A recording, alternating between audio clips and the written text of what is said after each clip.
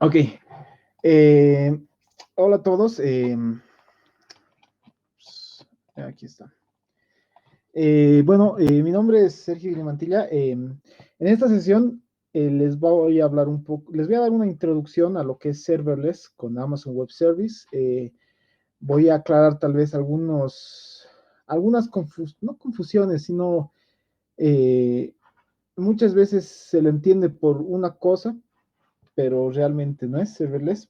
Muchas veces se confunde Lambda con que Lambda es serverless, pero en realidad es un modelo diferente, es parte de, pero no es lo único. Entonces, eso lo vamos a ver. Entonces, algunas cosas que vamos a ver, entonces primero es ver qué es serverless como tal, concepto.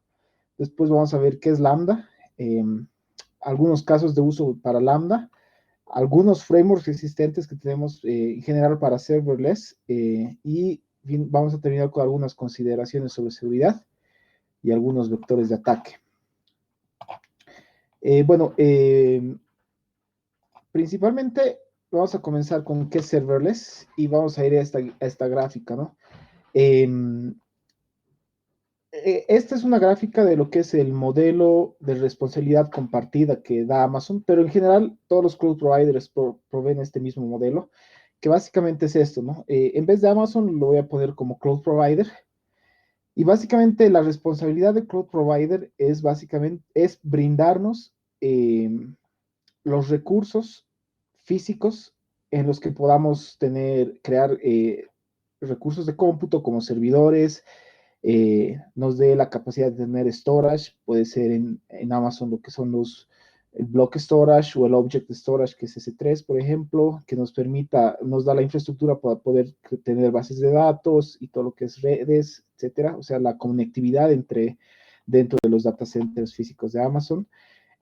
Por otro lado, también la responsabilidad de ellos es proveernos y garantizar eh, el servicio y que la disponibilidad de esta infraestructura, ¿no? Donde van a correr nuestros servicios, la alta disponibilidad, la tolerancia a fallos y todo eso, ¿no? Y por otro lado, ellos también se encargan de brindarnos las APIs para que nosotros podamos integrarnos con eso, ¿no? Esa es la única responsabilidad de Amazon. La responsabilidad del cliente, que en este caso seríamos los que administramos una cuenta de Amazon o de cualquier otro provider, es la de nosotros crear los servidores, administrarlos, crear las reglas de red, las reglas de firewall, lo que es seguridad, etcétera, ¿no? Si vamos a encriptar o no. Si bien Amazon nos provee servicios para hacer eso, nosotros tenemos que decirle a Amazon, ¿no? Nosotros nos encargamos de configurar y todo eso, ¿no? Entonces, ese es el modelo tradicional de cloud que tenemos, de Infrastructure as Service, que nosotros nos tenemos que encargar de eso, ¿no? Si bien Amazon nos provee todo eso, nos facilita con herramientas para hacer todo eso, nosotros seguimos siendo responsables de todo eso, ¿no? Un ejemplo sería, por ejemplo, un servidor de base de datos.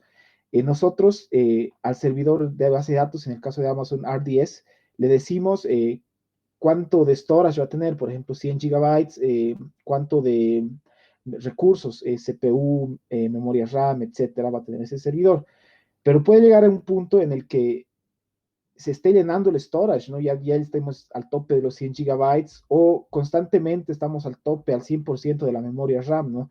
Entonces nosotros nos tenemos que encargar de escalar, ¿no? De tal vez darle más storage, asignarle más recursos o crear réplicas, etcétera. Pero nosotros somos responsables de eso, nosotros nos tenemos que encargar de eso, ya sea hacerlo manual o de manera automatizada, pero nosotros somos los encargados de eso. Entonces, es lo mismo en cualquier otro cloud provider, que ellos nos dan solo la parte, las APIs para trabajar con sus servicios y toda la parte física, y nosotros nos encargamos del resto, ¿no? Y eso, bueno, se necesita alguien, o pueden ser, en general se necesitan recursos para eso, ¿no? Tiempo o ingenieros, etcétera, pero se necesitan recursos para dar ese mantenimiento y todo eso, ¿no? Entonces, serverless trata de evitar ese modelo y es básicamente un modelo de cómputo en el cual el cloud provider se encarga de hacer toda esa lógica de escalar, de la alta disponibilidad, de asignar recursos, etcétera, ¿no? nosotros ya no somos los que nos encargamos de esa parte. Y volviendo al ejemplo que les di con RDS, que nosotros nos encargamos de darle la RAM, de subir el storage y todo eso. En este caso, Amazon también provee un servicio de RDS, pero serverless, que básicamente le decimos, por ejemplo, ok, vas a poner mínimo de RAM a este punto y yo quiero que máximo de RAM sea tantos, digamos, por ejemplo, 1 GB de RAM mínimo y 64 GB RAM máximo. Y por detrás Amazon, en base a métricas internas que tiene, si se necesita más RAM, va a asignarnos más RAM y nos va a cobrar cuando nos suba nada más, ¿no? Lo mismo con el storage, va a ver en base a métricas internas, ok, te estás quedando corto de storage, entonces automáticamente él se va a encargar de subir el storage, ¿no? Todo eso ya se encarga Amazon, o el cloud provider en general. Entonces, con Amazon, en este modelo serverless, en realidad es que nosotros ya no tenemos que encargarnos de administrar lo que son cuestiones de recursos, etcétera, ¿no? Y hay varios servicios, ya he estado hablando dentro de Amazon, que están dentro de este modelo de serverless. Uno es Amazon Lambda, que lo vamos a ver durante esta sesión, y hay otros servicios, ¿no? Como RDS Serverless, que es para bases de datos relacionales, que es Amazon que se encarga de escalar, de manejar los recursos, etcétera. Nosotros no nos encargamos de esa parte, ya no tenemos que encargarnos de esa parte. Eso, y para bases de datos no relacionales tenemos DynamoDB, que es un sistema distribuido bastante interesante, que es, podemos modelar diferentes escenarios, que es tipo clave-valor. Y bueno, eh, lo mismo, y podemos hacer queries a las tablas que creemos dentro de Dynamo. Si no estoy mal con Hernán, lo van a ver esto la siguiente sesión. Pero adelantando, nos permite crear tablas no relacionales de tipo clave-valor y escala automáticamente, ¿no? Y en cuestión de costos es súper accesible. Otra cosa que tenemos es el Simple Notification Service. Básicamente es un sistema de notificaciones entre aplicaciones. En general, lo que es por detrás SNS es una implementación del patrón Publish Subscribe. Eh, si para algunos es nuevo este patrón Publish Subscribe, básicamente es un modelo de software, un tipo de software eh, donde algunos componentes se suscriben a un tópico y otros componentes pueden publicar ese tópico y todos los componentes que se han suscrito van a recibir ese mensaje, ¿no? Un ejemplo, una analogía para ver qué es SNS o el patrón en general Publish Subscribe es un chat, ¿no? Un grupo de chat. Eh, todos estamos suscritos a un grupo de chat y alguien que envía un mensaje a ese grupo de chat va a publicar el mensaje y todos los que están suscritos a ese grupo de chat lo va a recibir. Eso en palabras generales, ¿no? Entonces es una analogía que me gusta hacer para describir cómo es eso de Publish Subscribe. También, y bueno, por detrás lo mismo, Amazon se encarga de todo esto, ¿no? Simplemente nos da unas APIs a las que tenemos que llamar para publicar o recibir un mensaje, para publicar un mensaje, y es Amazon que se encarga, ¿no? Después de escalar, de que haya, de los recursos internos, ¿no? Que maneja. Después tenemos el Simple Queue Service, que, bueno, es básicamente el manejo de colas. Podríamos compararlo esto ya con software que no es propio de Amazon, por ejemplo, que también es muy bueno. No, de hecho, para mí es mucho mejor. Por ejemplo, tenemos RabbitMQ o ActiveMQ, que son sistemas de software que funcionan súper bien. Entonces, esta Simple Queue Service es una alternativa a esos sistemas dentro de Amazon, y con la ventaja de que no tenemos que preocuparnos de escalar, ¿no? Muchas veces, por ejemplo, con RabbitMQ o ActiveMQ, nos tenemos que preocupar de la cantidad de, si van a haber nodos, lo que es concurrencia y todo eso, ¿no? Entonces, con SQS ya nos liberamos un poco de esa parte, ¿no? Que es la idea en general de serverless. Y bueno, esto se utiliza más para procesamiento asíncrono en arquitecturas orientadas a eventos, ¿no? En Event-Driven Architectures. Y finalmente tenemos lo que es el API Gateway de Amazon, que se encarga de todo lo que es APIs REST, WebSockets, etcétera. Lo podríamos comparar con Kong, que es uno de los mejores API gateways que hay en el mercado, que no es para un solo cloud, en general es para utilizarlo ya sea on-premise en algún cloud provider, pero Conch tiene muchas cosas por detrás, tiene plugins, etcétera, y el API Gateway de Amazon nos permite esa flexibilidad de poner plugins de autorización, autenticación, etcétera, ¿no? Entonces, hay otros servicios más dentro de Amazon y fija, estoy seguro que hay en otros cloud providers tienen similares que serverless, es decir, que de todo esto se encarga de administrarlo es Amazon como tal. Nosotros ya no nos tenemos que preocupar de la cuestión de recursos y etcétera, ¿no? Y en esta charla vamos a enfocarnos más en lo que es Lambda, ¿no? Es lo que les quería decir, que serverless es más el modelo de cómputo. Y Lambda es parte de ese modelo, pero no es lo único para todo esto lo que es serverless, ¿no? Ya es más un producto como tal. Y serverless es el concepto. Entonces, vamos a ver qué es Lambda, ¿no? Hace tiempo JJ en algunas reuniones en una de sus charlas creo, hizo nos comentó esto que es bueno mencionarlo y básicamente es que con el tiempo las cosas se han vuelto más efímeras en cuestión de aplicaciones, ¿no? Por ejemplo, inicialmente teníamos los servidores físicos que nos preocupaba harto el uptime, es decir, que esté todo el tiempo prendido un servidor, ¿no? Después ya hemos tenido un poco más flexibilidad con máquinas virtuales, es decir, que ya podríamos crear más máquinas virtuales, borrar algunas, etcétera, pero todavía eran como que estas máquinas virtuales no se las tocaba mucho, ¿no? Después ya hemos llegado a lo que es containers, ya sea el XC o Docker, que es la implementación más popular para contenedores, donde ya podemos tener decenas de contenedores que se levantan, se borran, se recrean, que duran menos tiempo, ¿no? O sea, el tiempo de vida de un servidor físico es mucho más grande que el tiempo de vida de una máquina virtual y en general, y va reduciendo el tiempo de vida, ¿no? De contenedores. Un contenedor puede estar unas horas, unos días, unas semanas arriba, pero se puede crear se pueden crear, destruir varios a la vez, ¿no? Y muchas veces son los orchestrators de contenedores que hacen ese trabajo. Y después tenemos estas funciones lambda, ¿no?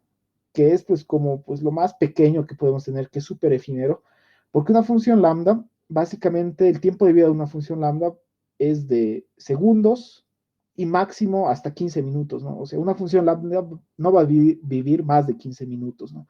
Esa es una de las cosas a considerar. Y esto sirve también el tema de costos, ¿no? Que vamos a ver más adelante. Entonces, Amazon Lambda es un sistema de cómputo serverless donde por detrás Amazon levanta sandboxes como containers, que son efímeros y máximo van a durar 15 minutos. Y estos sandboxes van a ejecutar nuestro código, ¿no? Ahora, el código que ponemos ahí no necesariamente, no es un framework web, es cualquier código, ¿no? O sea, Lambda no es para hacer web, es más de propósito general, pero vamos a ver que podemos hacer diferentes cosas, incluido aplicaciones web con Amazon Lambda, y básicamente ejecuta nuestro código, ¿no? Hay ciertas consideraciones en el código que hay que poner, pero básicamente es la idea, ¿no? Algunos de los runtimes que tenemos es Python, JavaScript, Ruby, Java y Go. Creo que también hay .NET, si no estoy mal, pero todos estos por detrás corren en contenedores pequeños. No son Docker, por si acaso son solo contenedores sandbox que Amazon crea y que son Linux, ¿no? Por detrás. Y en cuestión de costos es súper accesible a Lambda porque el primer millón de requests es gratuito y incluso después de haber finalizado el free tier, ¿no? Que es el año gratis que te da Amazon. Entonces, tienes 1 millón de requests por mes gratis, ¿no? Y después ya te cobra por cada millón, que es algunos centavos, ¿no?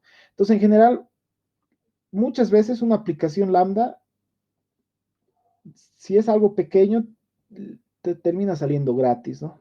Así es algo más grande que vas a consumir este millón, te sale más barato, ¿no? Ahora, también tiene, como todo es un trade-off, hay algunas cosas que hay que considerar, pero básicamente es la idea con Lambda, ¿no? Entonces vamos a hacer un pequeño demo. Las demos las voy a hacer hoy día todo manual. Todo esto se puede hacer como infraestructura, como código, ya sea con CloudFormation, Terraform, etcétera. En la última parte ya vamos a ver algo más parecido a eso, pero lo vamos a hacer todo en la consola de Amazon. Igual, si tienen preguntas, me dicen nomás, voy a estar atento al chat o me hablan por su micrófono, ¿no? Entonces, vamos a comenzar. Bueno, vamos a entrar a nuestro panel de, de Amazon y vamos a irnos a Lambda, ¿no? Voy a borrar esto. Lo vamos a hacer todo desde cero. Entonces, básicamente es crear función. Aquí nos da diferentes opciones. Una es desde cero, que es la que vamos a usar, pero también tenemos algunos templates para utilizar Lambda, para integrarlo con otros servicios de Amazon. Esto lo vamos a ver en la siguiente parte, pero son templates de código nada más. No va a ser nada extraño, por así decirlo. Son solo templates de código que ya nos va a crear. Es un scaffolding esto. Y también tenemos un repositorio donde otras personas publican, ¿no? Por ejemplo, si tienen Alexa, aquí pueden programar sus skills de Alexa, ¿no? E integrarlo con Alexa, ¿no? Entonces, pero vamos a hacer desde cero. Le vamos a poner La Paz Cloud, mi primer Lambda. Aquí podemos elegir el runtime. Aquí vemos que podemos tener, bueno, .NET, Go, Java, Node.js, Python y Ruby. Entonces esos son los runtimes que podemos tener.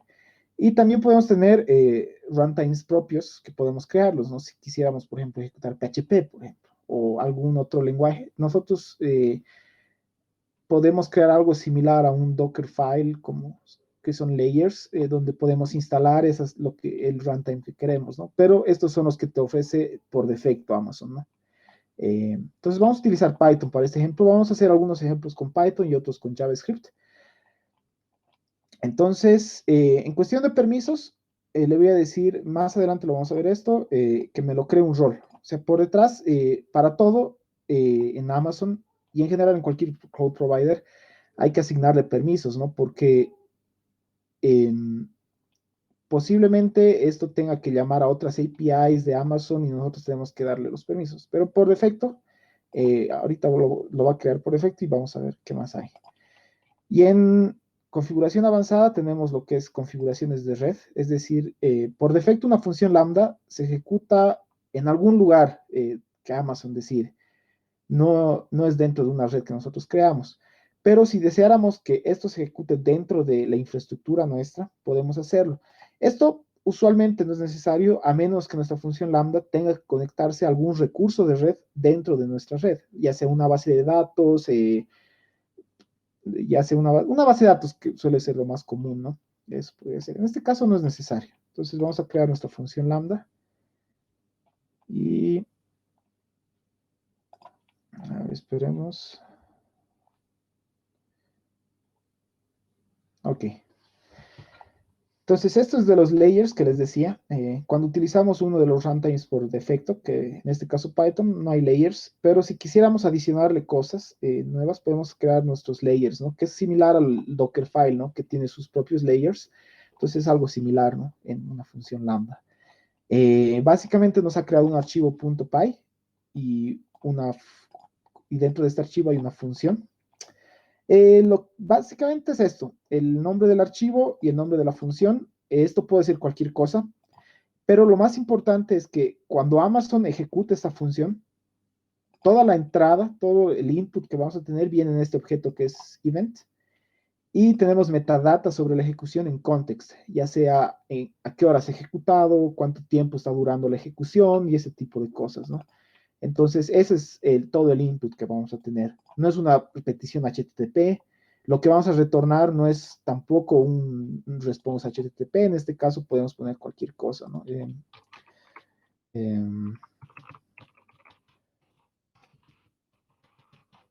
Hacer esto.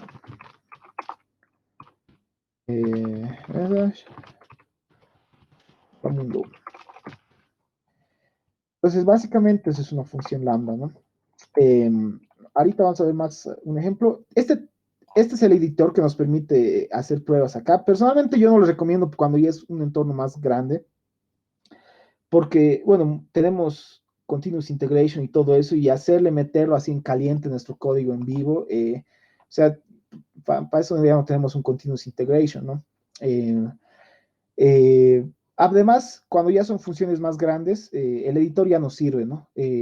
Esto creo que máximo el tamaño de una función y de todo el código que entra aquí debería ser un par de megas nada más. Aparte, en este caso no tenemos dependencias, ¿no? Lo que usualmente instalamos con pip, igual debería ir acá. Entonces ya con unas cuantas librerías ya vamos a tener unos megas y ya no vamos a poder utilizar el editor, ¿no? De todos modos, este es el editor y aquí vamos a hacer algunas pruebas.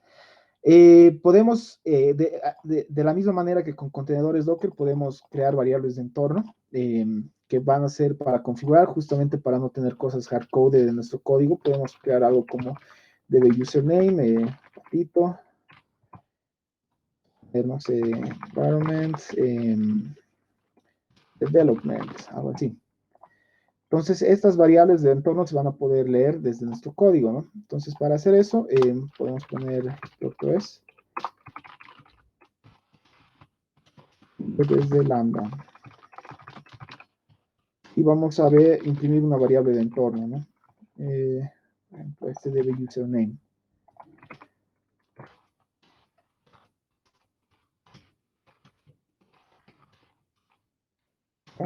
Environ. Listo, ya tenemos eso. Perdón por las comillas, estoy utilizando dobles, o sea, estoy haciendo un poco desordenado. Ok. Básicamente es eso. Le podemos dar tags, que es metadata. Esto es ya en entornos más grandes, esto es bastante útil. De hecho, es muy importante poner los tags para decir a qué proyecto pertenece esta función lambda y cosas así. Y aquí hay algo más importante, más interesante. El runtime, que ya les mencioné, el handler, que es básicamente el nombre del archivo, punto, el nombre de la función que se va a ejecutar, ¿no? Aquí podemos poner cualquier cosa, ¿no? Podemos poner hello. Se va a ejecutar la función hello. Como no existe, va a haber un error, ¿no? Entonces tenemos que cambiar en nuestro código. También aquí le decimos solo la ejecución de esta función, no un servidor, sino la ejecución de esta función. ¿Cuánto de máximo de RAM se le va a dar, no? Bien, puede ser 128 megas, que es lo mínimo, hasta 3 gigabytes de RAM, ¿no? Después el timeout, esto es cuál es el tiempo de vida de nuestra función lambda, ¿no? En este caso es 3 segundos, ¿no? Entonces, si algo tarda más de 3 segundos, nuestra función lambda va a morir. Y bueno, esto es el rol que les estaba mencionando, ¿no? Entonces, lo voy a dejar todo esto, le he cambiado esto a hello. Y acá le vamos a cambiar igual el nombre a hello. Pues básicamente eso sería lo que les mencionaba de integrar con VPCs. Una de las recomendaciones con Lambda es que como son efímeros, no tenemos que persistir información dentro de estos sandboxes porque se va a perder. Pero si quisiéramos persistir información, archivos, ese tipo de cosas, podemos utilizar S3, que es lo que yo les recomendaría porque es rápido, escala rápido, y también tenemos la opción de utilizar Elastic File System, que es, por detrás es Network File System nada más, ¿no? Pero tenemos que encargarnos de que nuestro Lambda está asociado a una VPC, con red, etcétera, ¿no? En este caso no es necesario que lo veamos. Después lo que aquí podemos poner concurrencia, decir máximo de cuánta concurrencia vamos a tener, o sea, cuántas ejecuciones concurrentes de nuestra función lambda. Esto no estoy... Ok, esto creo que se lo utiliza harto con colas, lo que es dead letter queues. Esto la verdad no lo he utilizado antes, así que no estoy muy seguro de esta parte. Y proxies para base de datos, en caso de que queramos acceder a servidores de base de datos como RDS, etcétera. Entonces lo que voy a hacer aquí es deploy y voy a crear un caso de prueba, que básicamente este JSON es lo que iría en el objeto event que les he mostrado en la función. Es uno, hola, y create. Y vamos a hacer el test. Ok, nos dice que ha terminado la ejecución. Vamos a ver los logs. Aquí podemos ver más detalles, el ID de la ejecución, cuánto tiempo ha durado, o sea, en realidad cuántos milisegundos nos van a cobrar, por así decirlo, que es algo... Esto ha durado solo 1 milisegundo, pero nos lo van a cobrar como 100 milisegundos. Cuánta RAM se ha reservado, pero cuánto de RAM ha utilizado nuestra ejecución, que es de 51 megabytes, ¿no? Sí, aquí están los logs, ¿no? Hola mundo desde Lambda y el db username, ¿no? De la misma manera que en Docker, los logs van a ser lo que mandemos al standard output, ¿no? caso en un print, o podemos utilizar algún logger que mande al stream del standard output, y es lo que va a salir aquí en los logs, ¿no? Entonces, básicamente eso es un ejemplo rápido de Lambda que hemos hecho. Pero igual, ¿no? O sea, hasta ahora es esto, ¿no? ¿Para qué nos sirve? O sea, que es una función Lambda que podemos ejecutar, pero, o sea, ¿de qué me sirve esto, no? Entonces, ahí es donde vamos a ver algunos casos de uso para Lambda. No sé si hasta aquí tienen preguntas. Ahí está. Literal es una función.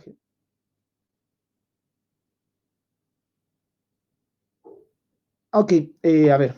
No he usado Firebase. No estoy seguro si en Firebase puedes poner código. Entiendo que puedes crear una estructura de como base de datos, etcétera, pero no estoy seguro. No tengo mucha experiencia con Firebase, para ser honesto. Si puedes crear código dentro de Firebase, o sea, subirlo a Firebase y que Firebase lo ejecute por vos, entonces yo creo que sí sería similar.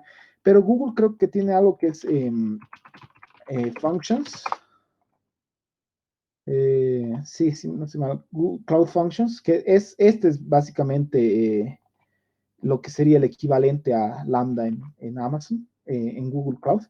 Y sí, es una función en un lenguaje elegido, lo que vamos a poner.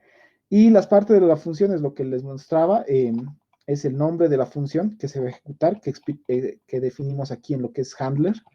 Y los parámetros de entrada es event, que es un objeto que va a ser un objeto cualquiera. En realidad esto es un diccionario, que es clave de valor. Y el ingreso, los inputs nosotros definimos, ¿no?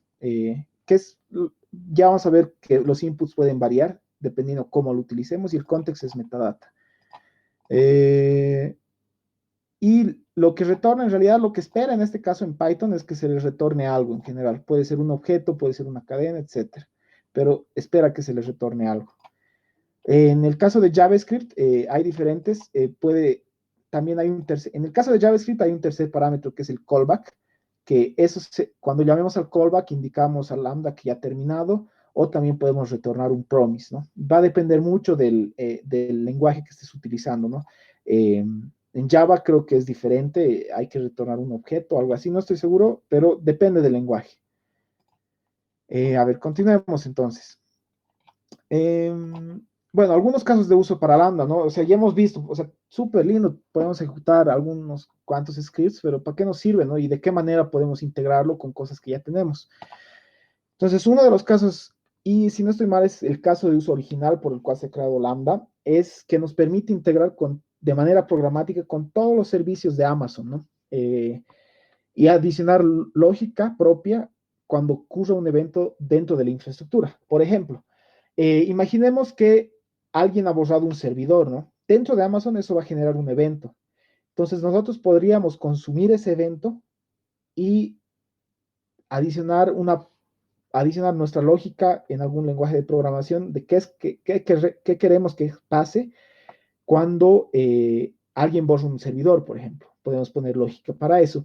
O, por ejemplo, algo en un bucket S3, en un bucket S3 alguien ha subido un nuevo objeto, entonces nosotros queremos hacer algo con ese objeto después de que haya sido subido, ¿no? Eso es otro tipo de cosas que podemos hacer. Entonces, en general, podemos integrarnos con otros servicios de Amazon y eh, adicionar lógica de infraestructura. Eso es una cosa. También otro caso de uso bastante común es crear aplicaciones web, que en este caso nos integramos Lambda con el API Gateway, es decir, el API Gateway va a ejecutar funciones Lambda por nosotros y va a enviar cierta información.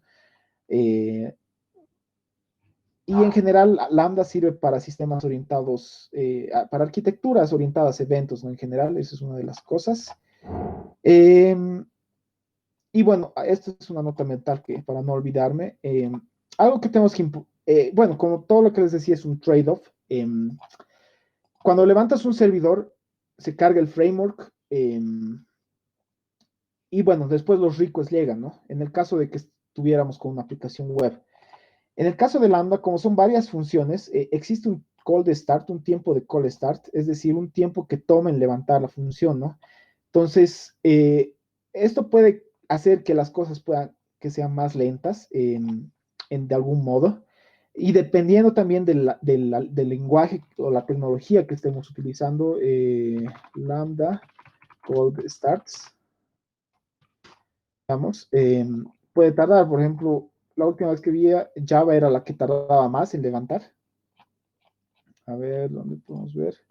Hay harta información sobre esto. A ver, veamos estos gráficos, ¿no? O sea, Python, esto es lo que tarda en levantar. Esto es Go, .NET, Node y Java, ¿no?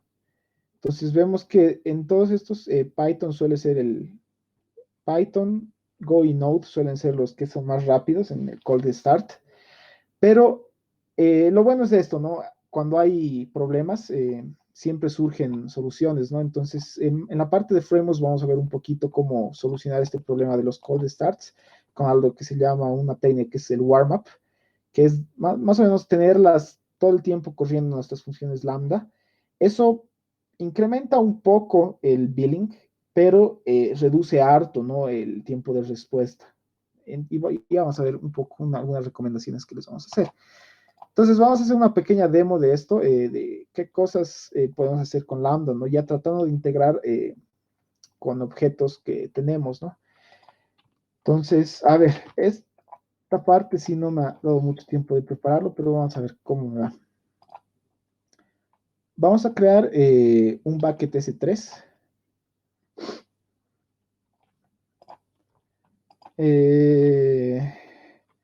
Demo Lambda Integration. Entonces, lo creamos así por defecto. Entonces, el objetivo de esta demo va a ser que cuando alguien sube un objeto de Amazon o a este bucket, puede ser una imagen, un video, cualquier otra cosa, que se ejecute cierto código, ¿no? Y ahí ya podríamos procesar ese objeto que se ha subido, etcétera, ¿no? Ya, entonces vamos a crearnos también otra función lambda. Demo integration. Vamos a hacer igual en Python, hacerlo más sencillo para no preocuparnos de el rol. Igual, lo voy a dejar como que lo cree uno por nosotros y sería todo eso.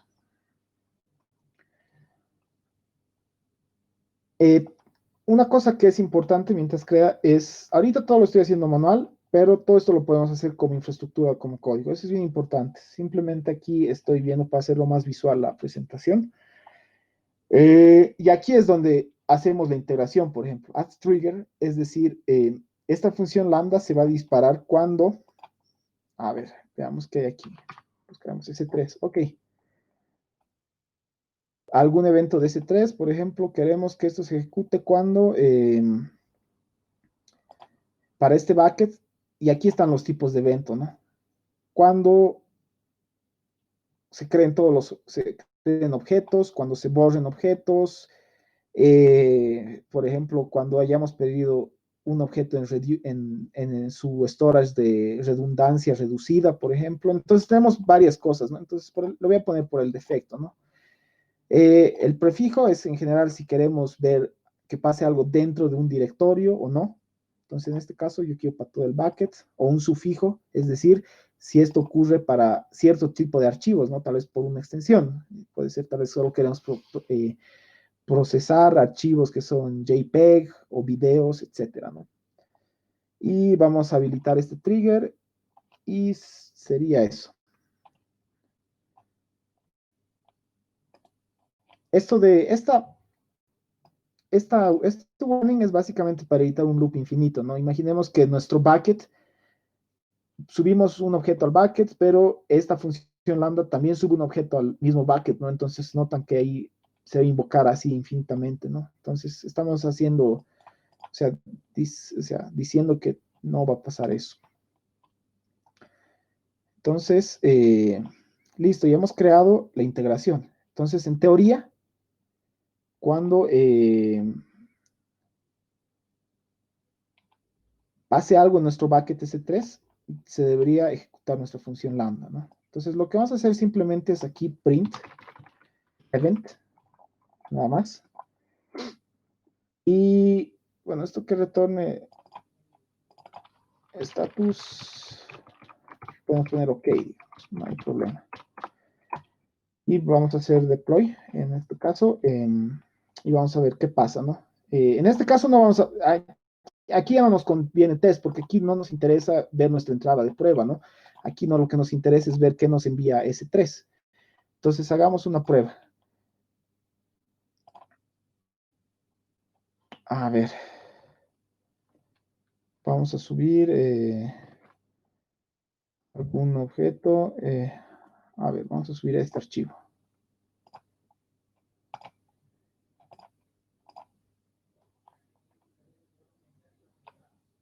Ok. Ya, en teoría, este es el archivo. Se ha subido. Y debería haber sucedido algo, ¿no? Nuestra función lambda debería haber sido llamada. Entonces vamos a ir a ver los logs y ver si realmente se ha llamado o no. Ahora vamos a ver si mi demo falla o ha funcionado. Ok, parece que sí se ha llamado algo. Entonces, en este caso, a ver, veamos qué es lo que nos ha dado. Veamos cuál ha sido el input de esto, ¿no? Entonces, vamos a hacer parse de esto.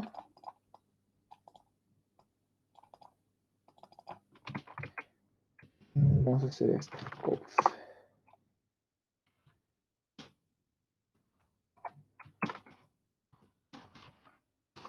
Ah, no, no es JSON. Bueno, no está como JSON. Pero a ver, vamos a ver qué información tenemos acá.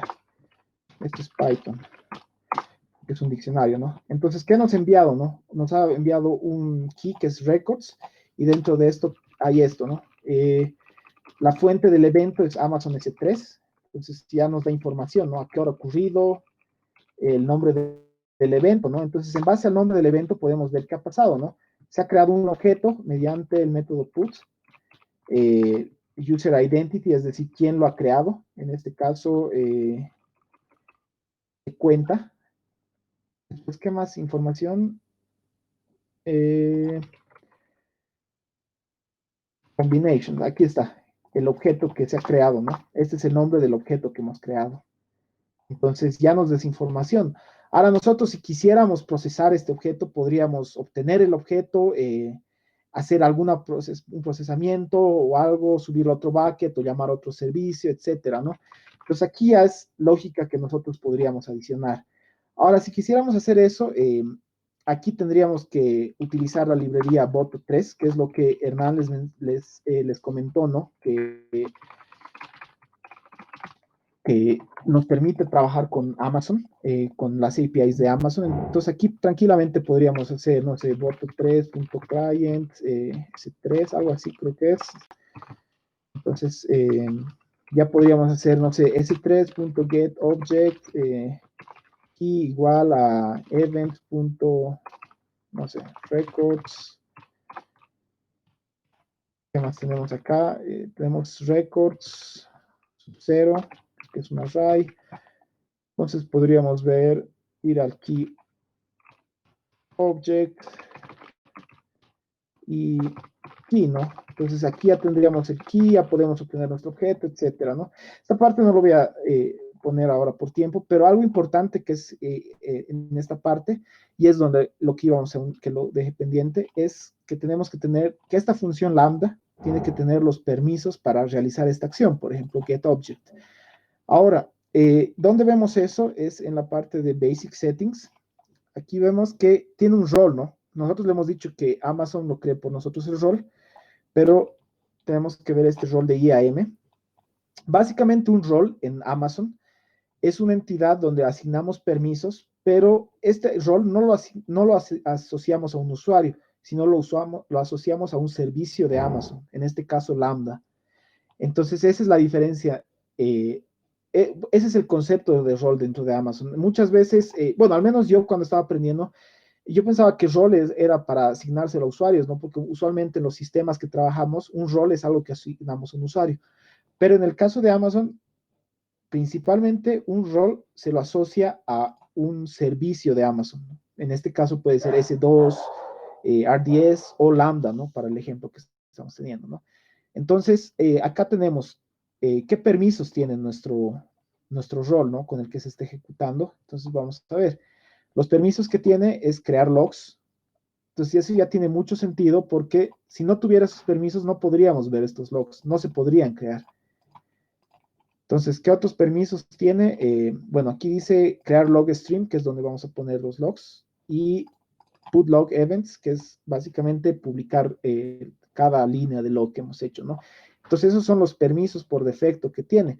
Pero si nosotros quisiéramos que nuestra función lambda, en este caso, acceda a un objeto de un bucket S3, eh, simplemente le tenemos que dar esos permisos a nuestra función, al rol que está asociado a la función lambda, ¿no? Eso es bien importante.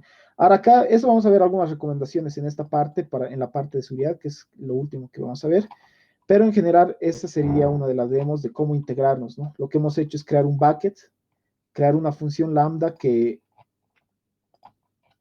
reaccione a eventos en ese bucket, y aquí ya podríamos procesarlo, ¿no? Esta parte no la estoy viendo, se la estoy dejando así como ejemplo nada más, que aquí ya, usualmente ya empezamos a trabajar con librerías de Amazon, o aquí podríamos crear, no sé, empezar a poner un registro en una base de datos, etcétera. O sea, hay un montón de cosas que podríamos hacer acá, ¿no? Entonces, esa es la parte de integración. Otra cosa que me gusta acá es, algo rapidito, es que podemos hacer tareas programadas en Amazon que ejecuten esto, ¿no? Entonces, en este caso utilizamos CloudWatch, que es un servicio, existen lo que son rules, y podemos hacer esto, create event, schedule, es como un cron job que tenemos básicamente con una expresión cron. Queremos que se ejecute todos los días, ¿no? O sea, cada minuto, por ejemplo, mi función lambda. Entonces, con esto le digo add target, mi primer lambda, que ejecute esta función lambda. Yo aquí podría decir que quiero que le dé cierto input, en este caso, por ejemplo, no sé, main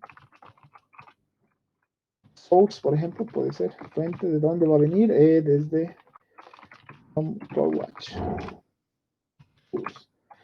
Es un ejemplo, ¿no? Entonces veremos qué pasa. Configure details. El nombre de esta regla es lambda cron job. Ejecuta cada minuto. Pues esto, a ver.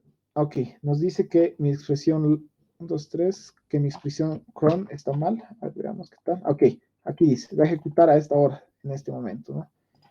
Entonces, le damos a crear rol. Y en teoría esto debería llamar a mi función lambda, que es en realidad, a ver, ¿a qué función lambda le hemos puesto?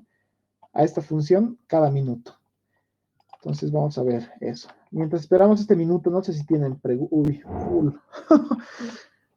Ya. A ver.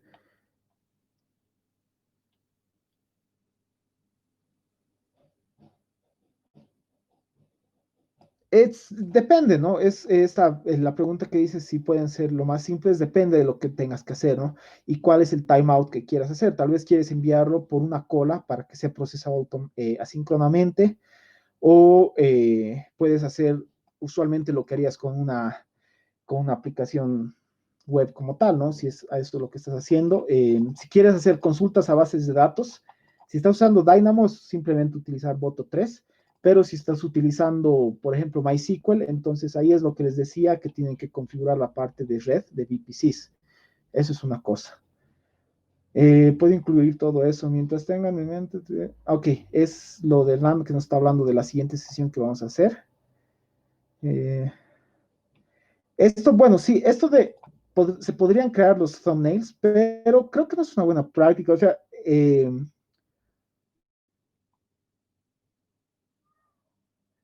a ver.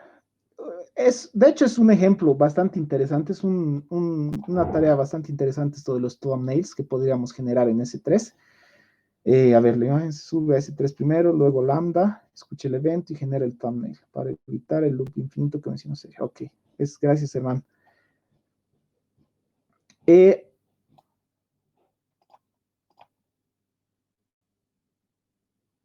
ok, a ver, funciones. En este caso, no conozco, porque yo usualmente lo que hago es mis funciones, mis unit tests, los hago a los objetos que se son probar, o sea, qué es lo que, no pongo toda la lógica de mi lambda function directo acá, ¿no? Esto posiblemente lo puedo poner, esta lógica, por así decirlo, entre comillas, ya que no hay nada de lógica acá, lo puedo poner en un módulo o en una clase, etcétera, y es la clase y el módulo que pruebo, no tanto la función lambda, ¿no? Pero si deseáramos probar la función lambda como tal, no conocía esta librería, la verdad, entonces estaría buenísimo probarla, esta moto. Gracias, Hernán, por eso, por eso no la conocía esa librería. Entonces, veamos qué tal nos fue con esto. Esto debería haberse ejecutado y aquí automáticamente, si ven, se ha creado, ¿no? La integración. Entonces, veamos si se ha ejecutado esto cada minuto, ¿no?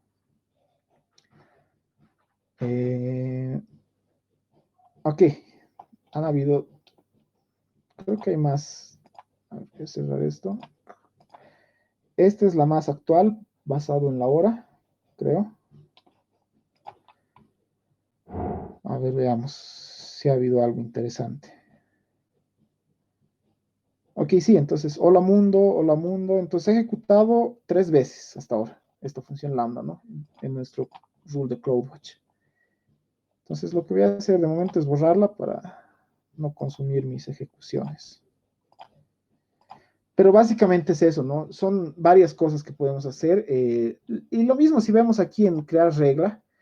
Una es algo que sea programado cada cierto tiempo, pero también aquí podemos ver otro tipo de, lo que les mencionaba, ¿no?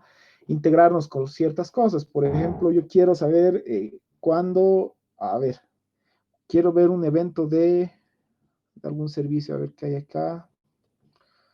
No se me ocurre. A ver, DC2. ¿Qué eventos tenemos, no? Cuando ha cambiado el estado de una instancia, cuando ha habido cambios de volumen, cuando se ha sacado un snapshot, cuando un servidor spot, que son servidores relativamente temporales pero baratos, va a morir. Entonces vamos a tener acá, ¿no? ¿Qué está pasando? Y podemos aquí poner diferentes targets, ¿no? Entonces es una manera interesante de integrar esto para eventos internos dentro de nuestra infraestructura, ¿no? Entonces nosotros ya podemos tener mucho más control.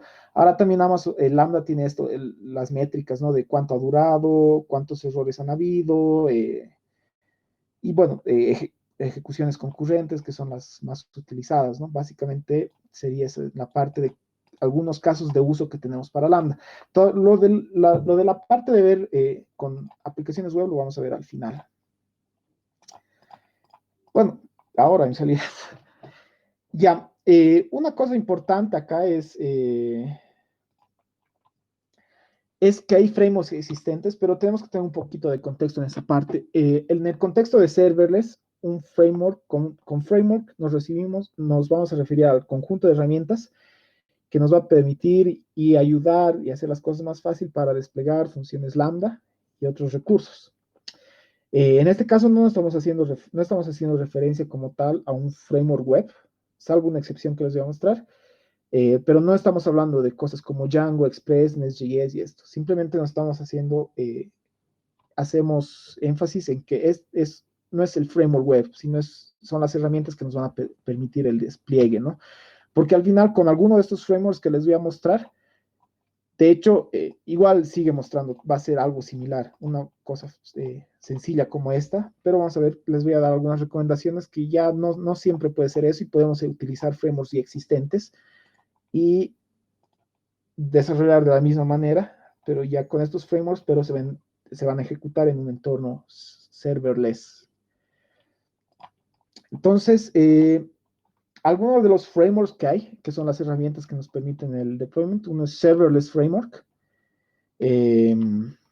Este es cloud agnóstico, es decir, que podemos utilizar este mismo serverless para hacer despliegues, ya sea en Amazon, en Google Cloud o en Azure. Entonces nos sirve harto. Otro que es propio y similar al de serverless es Serverless Application Model, conocido más como SAM, que esto solo funciona para recursos dentro de Amazon. Y este Chalice es como una mezcla entre framework web y algo como SAM, ¿no? Es bien interesante. Justo cuando trabajamos con Hernán hemos empezado a utilizar esto. Y se veía súper bien, ¿no? Solo hemos visto la parte web en ese entonces, y eso es algo igual que les quería comentar acá. Nosotros, antes de empezar a utilizar el serverless, utilizábamos, bueno, usábamos CloudFormation para desplegar servidores y todo eso, ¿no? Y hemos empezado a utilizar Lambda y lo mismo, trataba de hacerlo todo CloudFormation, pero hubiera sido mejor utilizar una de estas herramientas, porque hubiéramos definido ciertas cosas de infraestructura en CloudFormation como tal, y el resultado de, sea serverless, de SAM o Chalice, igual genera templates de ambos, todos esos tres generan templates de CloudFormation al final, ¿no?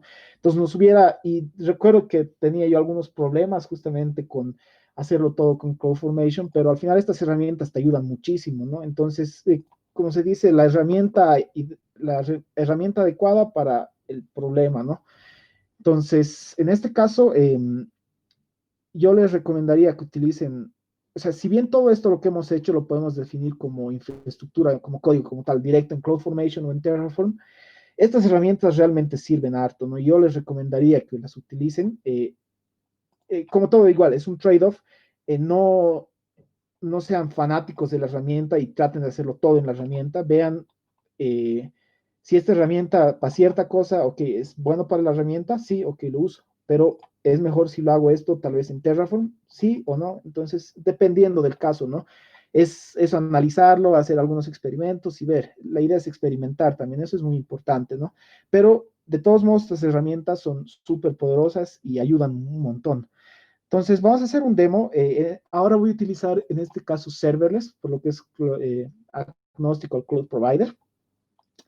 Entonces, vamos a hacer un ejemplo de eso, ¿no? Vamos a crear una pequeña API REST con el framework, que son básicamente las herramientas serverless, y lo vamos a desplegar en Amazon, ¿no?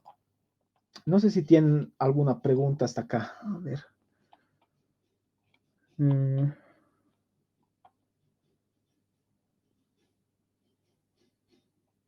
Ok, buenísimo. Estamos claros entonces. Si tienen igual una duda, voy a estar atento al chat o me dicen por micrófono.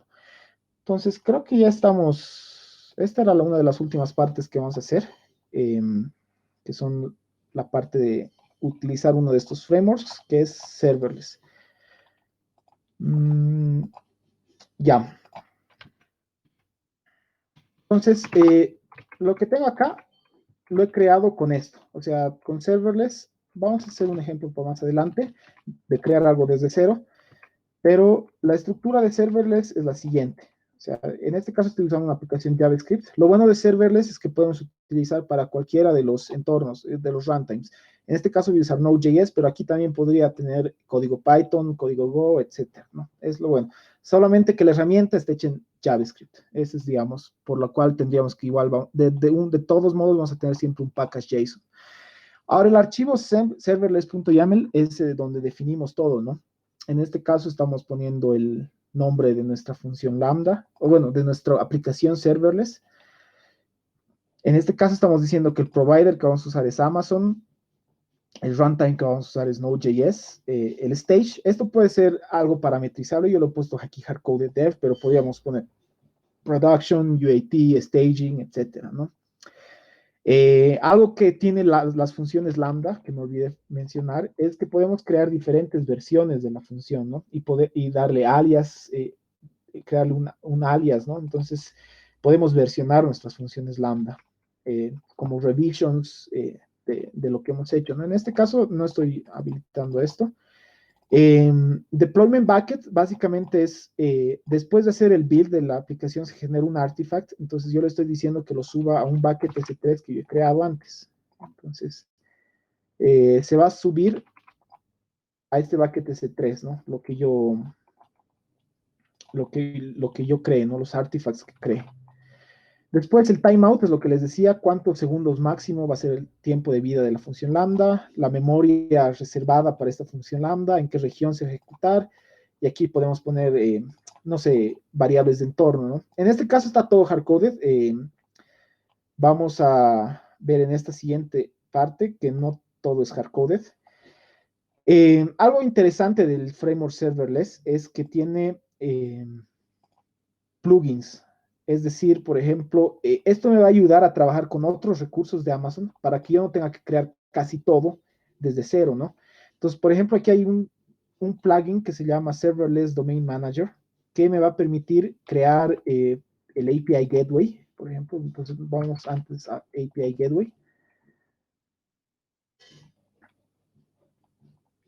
Entonces, me va a permitir crear una API HTTP, WebSockets, una REST API privada, etcétera, ¿no? Entonces me va a hacer el trabajo con eso. Y también en este caso del ejemplo, yo lo estoy asociando con un custom domain que tengo. Ahorita les voy a explicar un poco de esto, pero esto yo lo he creado antes manualmente, ¿no? He hecho básicamente crear, lo he asociado con un certificado HTTPS que es de tipo Edge, etcétera. Entonces ahorita vamos a ver, esto está vacío, no tiene nada, simplemente es, esta es la URL del, de esta API REST que tengo, que no hay nada todavía. Entonces lo que vamos a hacer es utilizar este plugin que por detrás va a crear un API Gateway y lo va a asociar a nuestro custom domain. Eso es una cosa. Entonces, estas son algunas configuraciones de este plugin. Por ejemplo, el nombre del dominio. Ahora, si ven acá, esto es lo genial. Aquí tenía las cosas hardcoded, pero aquí estoy leyendo de un archivo de configuración, de un env.json.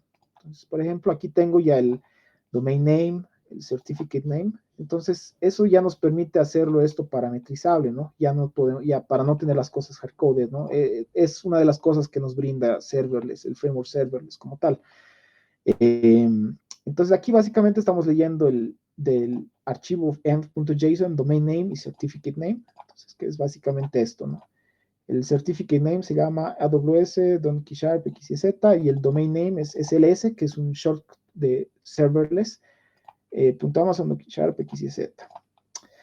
Después, el base path es básicamente, yo le estoy llamando demo, pero el base path es algo así, que todas las funciones que define acá van a estar bajo demo.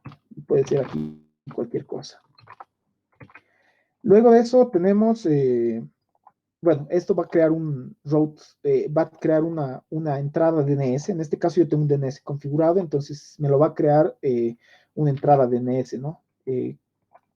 Si no estoy mal, ya no debería existir uno. He hecho la prueba de esta, de esta demo, entonces veremos si ya existe o no.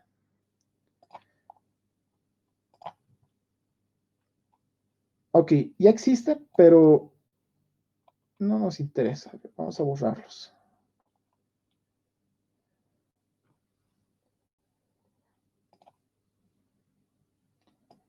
Ok. A ver. Esto es del custom domain. No, lo dejaremos nomás por si acaso para evitar por si falla y no perdamos el tiempo. Ya. Entonces, hasta aquí solo hemos definido cosas del dominio, certificado HTTPS, qué cloud provider vamos a usar y algunas configuraciones como el runtime, etc. Ahora, ¿dónde definimos nuestras funciones lambda, no? Y esto es donde definimos qué funciones lambda vamos a tener, que es básicamente por detrás va a crear todo lo que hemos hecho manualmente, ¿no? Vamos a crear una función lambda que se llame hello. El handler, que es lo que les decía, que es esta parte, va a ser el archivo handler.js y la función, o debería haber un export dentro que se llame hello. Y esto va a estar ya relacionado a un evento HTTP. Entonces, el método, aquí podríamos poner post, put, lo que sea, o any para cualquiera, y el path sería hello. Entonces, sabiendo esto que es demo y hello, nuestra ruta para probar debería ser demo hello. Entonces, teniendo esto definido y el archivo JavaScript definido, ya podemos trabajar con esto. Ahora, en el caso de servicios REST con API Gateway, en este caso, y es una de las preguntas que hacía Mauricio, si hay algún formato que tiene que haber en las funciones lambda. Por defecto, si es una función lambda como tal, no hay un formato específico. Pero si lo estamos integrando con otras cosas, en este caso con un API Gateway, sí tenemos que dar un formato específico, ¿no? En este caso, estamos obligados a que enviemos un objeto con un property status code, que sería el status code HTTP que vamos a enviar, puede ser 200, 201, etcétera. Un body, que es el cuerpo, el payload que estamos enviando como respuesta, ¿no? En este caso es un string JSON, y bueno, este 2 es para hacerlo como un pretty JSON, ¿no? Y va a ser este mensaje, ¿no? Que vamos a enviar. Entonces, nuestro resultado de la ejecución por REST de esto debería ser este mensaje y el input que nos va a llegar desde el API Gateway, ¿no? Entonces, para desplegar esto, ponemos, a ver, SLS debug asterisco, es para poner que nos muestre más logs, y serverless deploy. Ya nos va. Algo importante que me olvidé mencionar sobre los plugins es que tenemos que instalarlo, el plugin, con npm install, ¿no? Entonces va a estar en nuestro package JSON, ¿no? En este caso. Eso es bien importante. Tiene que ser como dev dependency, porque esto solo es, este plugin lo usamos durante la época, durante desarrollo o despliegue, pero no tanto durante desarrollo como tal, no es una dependencia de nuestra aplicación como tal. Entonces aquí, bueno, ya ha creado el artifact, está subiendo el artifact al bucket que les mencioné antes, que es este bucket, donde van a estar los artifacts. Ya está creando el stack de CloudFormation. Entonces, esto es lo interesante, ¿no? Por debajo lo que hace este serverless deploy es primero crea una carpeta, un directorio .serverless. Aquí está el zip, que es donde está el código de todo lo que vamos a utilizar.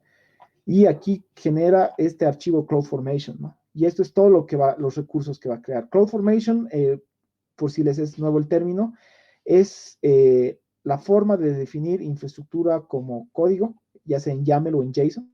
Es una forma de describir la infraestructura como tal, ¿no? En JSON o en YAML. Entonces, en este caso está creando un rol IAM, está creando la función lambda como tal, con todos los parámetros, está creando un REST API en el API Gateway, está creando un recurso como tal, que ahorita vamos a ver alguno qué es todo esto, y permisos de lambda, es decir, aquí le estamos dando, diciendo que lambda va a permitir a API Gateway que lo invoque, y bueno, la salida, ¿no? Y ya terminó, ¿no? He ejecutado también el stack de CloudFormation, y veamos qué tenemos aquí en API Gateway. Ok, Dev La Paz Cloud Serverless. Veamos qué hay acá. Ok, aquí está nuestro path hello y any, ¿no? Ahora, algo rápido sobre la API Gateway. Igual esto es bien grande,